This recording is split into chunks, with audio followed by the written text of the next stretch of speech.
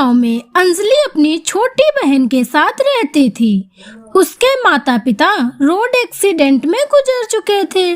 Anjali market में समोसे का ठेला लगाती है। समोसे बेचकर जो भी पैसे मिलते थे उससे अपना और अपनी छोटी बहन का गुजारा करती थी। अंजलि की छोटी बहन सुमन बहुत ही कामचोर थी। वह कोई भी काम नहीं करती थी, हमेशा पड़ोस के बच्चों के साथ खेलती रहती थी। अभी तक खेल रही है, ये नहीं कोई काम धंधा कर ले, सारा दिन बस खेलती ही रहती है। सुमन, मैं जा रही हूँ समोसे के ठेले पर, तू खेल कर जल्दी ही घर चली जाना और खाना भी खा लेना।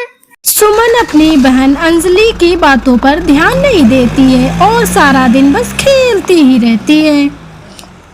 अंजलि अपने ठेले पर आ जाती है और गर्मा गर्म समोसे बनाने लगती है। उसके समोसे की खुशबू दूर दूर तक जा रही थी।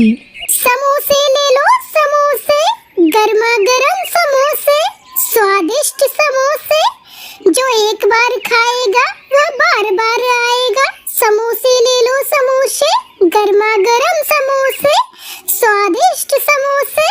बिटिया, जरा मुझे भी खिलाइए समोसे। वह औरत समोसे खा लेती है। कुछ भी कहो बिटिया, आप समोसे 1 नंबर बनाती हो, खाकर मजा ही आ जाता है। आहा! अंजलि के स्वादिष्ट समोसे सबको बहुत पसंद आते हैं। उसके ठेले पर हमेशा भीड़ लगी रहती थी। अंजलि सुबह से शाम तक समोसे बेचती थी, उससे उसे अच्छी खासी कमाई हो जाती थी। शाम को अंजलि जब समोसे बेचकर घर आती तो सुमन अभी भी खेल रही होती है। अरे दीदी, अब बहुत जल्दी घर आ गई, मैं आपकी मदद करने आने ही वाली थी। अच्छा जी, सुबह से शाम हो गई और अभी तू कह रही है आने ही वाली थी। तुझे पता भी है वह कितना काम होता है, सब मुझे करना पड़ता है। अकेले करते करते मैं बहुत थक जाती हूँ।